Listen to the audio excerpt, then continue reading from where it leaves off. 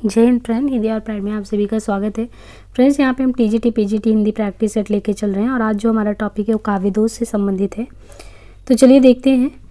अनुभाव और विभावों की कष्ट कल्पना किस प्रकार का दोष है। अनुभाव और विभावों की जो कष्ट कल्पना है वो किस प्रकार का दोष है, तो ये है रस दोष।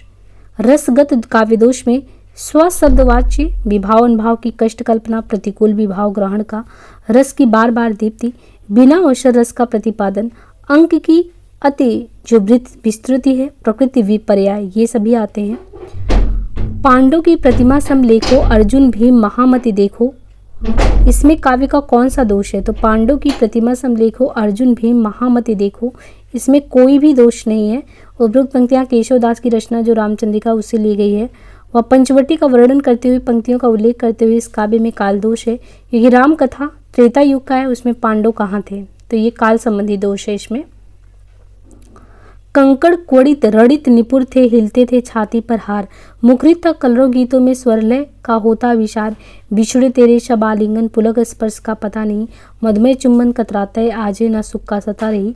उपरोक्त काव्य पंक्तियों में कौन सा काव्य दोष लक्षित हो रहा है। काल दोष, लिंग दोष, वचन दोष, च्युत संस्कृति दोष।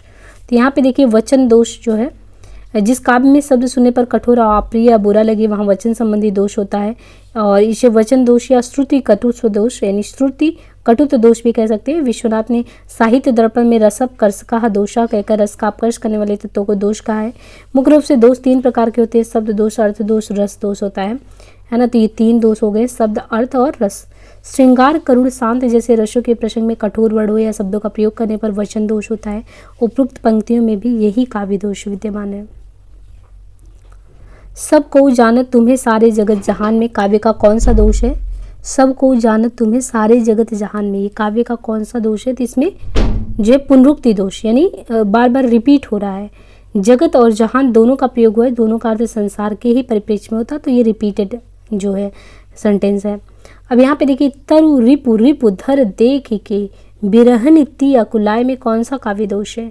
च्युत संस्कृति, अधिक पदत्व, न्यून पदत्व, क्लिष्टत्व, तो ये है क्लिष्टत्व। क्लिष्टत्व का अर्थ कठिनाई, अर्थ को दुरूह बनाने वाले जो शाब्दिक चमत्कार के प्रयोग से यह दोष काव्य में आता है। प्रस्तुत पंक्ति में तरु रिपु रूप धर शब्दों का प्रयोग किया गया है, जिसका तात्पर्य वृक्ष का शत्रु अग्नि, अग्नि का शत्रु जल और जल का धारण करने वाला बादल। ऐसे प्रयोगों के कारण अर्थबोध में कठिनाई आई, अतः यहाँ पे क्लिष्टत्व काव्य दोष है। सुंदर है बेहक सुमन सुंदर मानो तुम सबसे सुंदरतम में कौन सा काव्य दोष है। तो इसमें कौन सा है, अधिक पदत्व काव्य दोष है।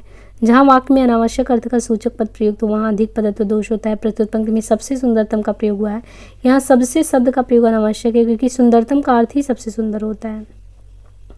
यहाँ पे देखिए शब्द शक्तियाँ हैं। शब्द शक्तियाँ अर्थ बोध कराने के संदर्भ में निम्नलिखित में से कौन सा कथन सही है।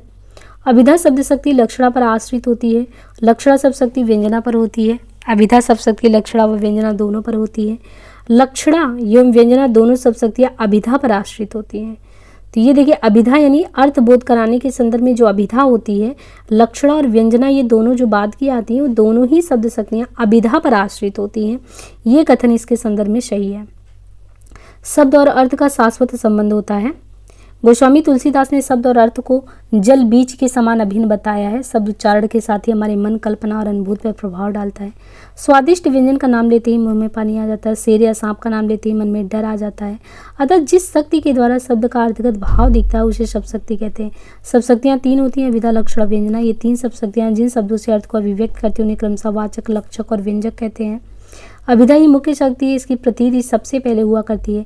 कविदेव ने इसकी पुष्टि इस प्रकार की है। अभिधा यानी देव ने कहा है, अभिधा उत्तम काव्य है, मध्य लक्षणालीन, अधम व्यंजना रस विरस उल्टी कहत न बिन। इससे क्लियर होता है कि लक्षणा और व्यंजना अभिधा पर ही आश्रित है।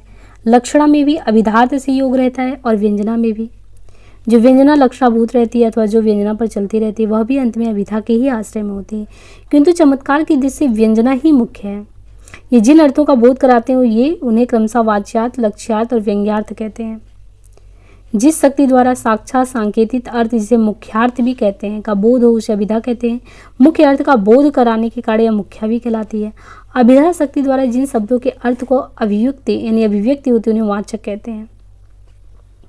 मुख्यार्थ की बाधा होने पर रूढ़ि या प्रयोजन के कारण जिस शक्ति के द्वारा मुख्यार्थ से संबंधित अन्य अर्थ लक्षित हो उसे लक्षणा कहेंगे। अभिधा और लक्षणा से भिन्न अर्थ शक्ति को व्यंजना कहते हैं। साहित्य दर्पणकार के शब्दों में अपना अपना अर्थ बोधन करना अभिधा आदि वृत्तियों के शांत होने पर जिससे अन्य अर्थ बोधन होता है वह शब्द में तथा अर्थाधिक में रहने वाली वृत्ति व्यंजना होती है। व्यंजना के द्वारा व्यक्त अर्थ को व्यंग्यार्थ या प्रतीयमान अर्थ कहते हैं। आनंदवर्धन ने अपने ग्रंथ में प्रतीयमान अर्थ को भूरी भूरी प्रशंसा की है। भिखारीदास ने लिखा है कि व्यंजना या तो अभिधा पर आश्रित होती है या लक्षणा पर। वाच्यार्थ और लक्ष्यार्थ पद के समान है जिन पर व्यंग्यार्थ रूपी जल टिकता है। आचार्य शुक्ल के अनुसार अभिधा तथा वाच्यार्थ का विशेष महत्व है, शुक्ल कहते हैं, और असमर्थ वाच्यार्थ में लक्ष्यार्थ या व्यंग्यार्थ निहित होने पर अधिक प्रभावकारक होता है। वास्तव में व्यंग्यार्थ या लक्ष्यार्थ के कारण चमत्कार होता है। शब्द की वह शक्ति जिसमें वाच्यार्थ प्रकट होता है अभिधा कहलाती है। पंडित जगन्नाथ के अनुसार शब्द एवं अर्थ के परस्पर संबंध को अभिधा कहते हैं। अभिधा उत्तम काव्य है, मध्य लक्षणालीन, अधम व्यंजना रस विरस उल्टी कहत नवीन। यह मान्यता निम्नलिखित में से किसकी है? तो ये देव की है। अभिधा उत्तम काव्य है, मध्य लक्षणालीन, तो ये जो है ये किसके द्वारा कहा गया है? तो ये पंक्ति है देव के द्वारा। अभिधा उत्तम काव्य मध्य लक्षणालीन, अधम व्यंजना रस विरस उल्टी कहत नवीन, ये किसके द्वारा पंक्तियाँ हैं उद्धृत? तो देव के द्वारा। और अभिधा उत्तम काव्य मध्य लक्षणालीन, अधम व्यंजना रस विरस, ये पंक्तियाँ जो है देव कवि के द्वारा यहाँ पे उद्धृत है। शब्द की वह शक्ति जिसे वाच्यार्थ प्रकट होता है वो कहलाती है, तो उसको कहते हैं अभिधा। मुख्यार्थ का बोध कराने वाले व्यापार को क्या कहते हैं? तो जो मुख्यार्थ होता है उसको बोध कराने वाले को अभिधा शक्ति कहते हैं। किस शब्द शक्ति की प्रतीति सबसे पहले हुआ करती है? किस शब्द शक्ति की जो प्रतीति होती है वो सबसे पहले हुआ करती है? तो शब्द शक्ति की प्रतीति में पहले जो होता है वो अभिधा का होता है। व्यंजना शब्द शक्ति का संबंध किससे है? इनमें जो व्यंजना शब्द शक्ति है उसका संबंध किससे? तो व्यंजना का है व्यंग्यार्थ से। रस की अनुभूति कराने में अभिधा शब्द शक्ति ही प्रधान है, यह मान्यता है। तो जो रस की अनुभूति कराने में अभिधा शब्द शक्ति ही प्रधान है, यह मान्यता किसकी है? ये आचार्य भट्टनायक की, कि जो रस की अनुभूति है उसको कराने में अभिधा शब्द शक्ति ही प्रधान शक्ति है।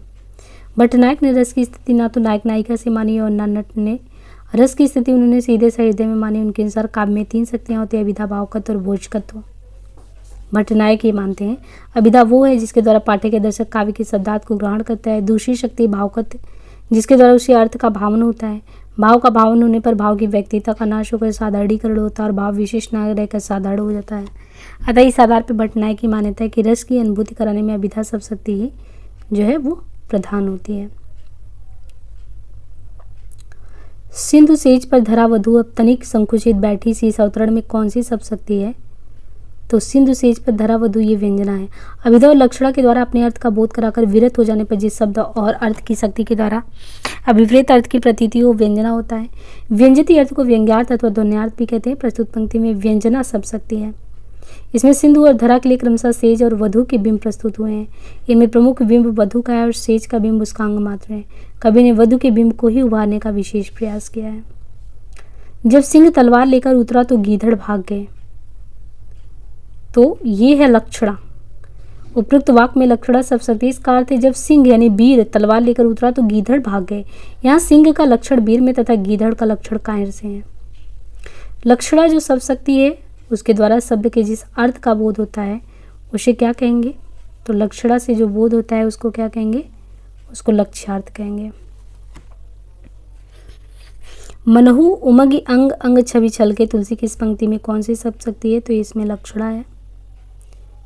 प्रस्तुत पंक्ति में राम की शोभा का वर्णन करते हुए कवि कहता है इस छलके शब्द में कितनी शक्ति है।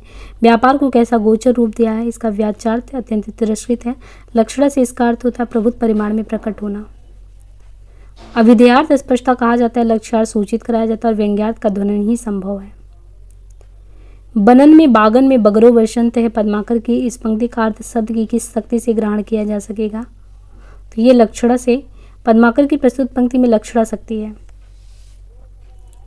लक्षणा में शब्द का सीधा साधा अर्थ नहीं निकलता। यह सब वह शब्द शक्ति है जिससे शब्द के लाक्षणिक अर्थ का बोध होता है। इसके 3 शब्द के मुख्य अर्थ होते हैं और इसमें मुख्य अर्थ के में अवरोध, मुख्यार्थ व लक्ष्यार्थ, रूढ़ या प्रयोजन। रीतिकाल के आचार्य चिंतामणि ने कहा है जो सुनी परेशोर शब्द है समुझी परेशो अर्थ इसे स्पष्ट होता है कि सुनने और समझने के बीच कोई एक कड़ी है जो सुनने के बाद शब्द के अर्थ को व्यंजित करती है, और यह कड़ी इतनी सूक्ष्म है कि शब्द और उसका अर्थ कहने भर को पृथक है। इसे हम शक्ति कहते हैं। चिर जियो जोरी जुरे क्यों ना स्नेह गंभीर, को घटिए वृषभान जावे हलदर के तीर। ये दोहे में कौन सी शब्द शक्ति है? तो ये है दोहा व्यंजना शब्द शक्ति का। उपयुक्त दोहे में शाब्दिक व्यंजना है। इस दोहे में वृषभांजा और हलदर शब्दों के दो अर्थ है, लेकिन यहाँ वृषभांजा का राधा वृषभदेव की पुत्री और हलदर के वीर को बलराम। चिरजियो जोरी जुरे क्यों न स्नेह गंभीर, को घटी ये वृषभांजा वे हलदर के वीर। तो ये व्यंजना इसमें है।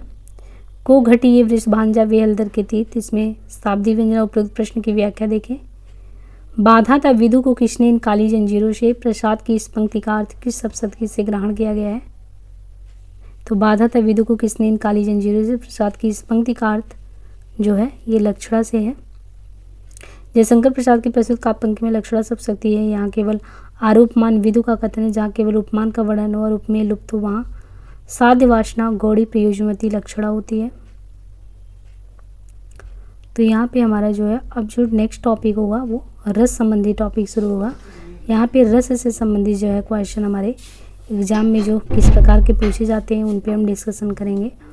और यहाँ पे जो काव्य से संबंधित था, काव्य के गुण दोष है ना ये, और इनके अलावा काव्य का जो संप्रदाय से संबंधित जो क्वेश्चन था उस टॉपिक से हमने क्वेश्चन जो है समाप्त कर दिए हैं।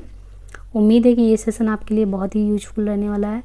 लगातार इन सेशन को आप कंटिन्यू देखते रहिए। आज के लिए इतना ही, धन्यवाद।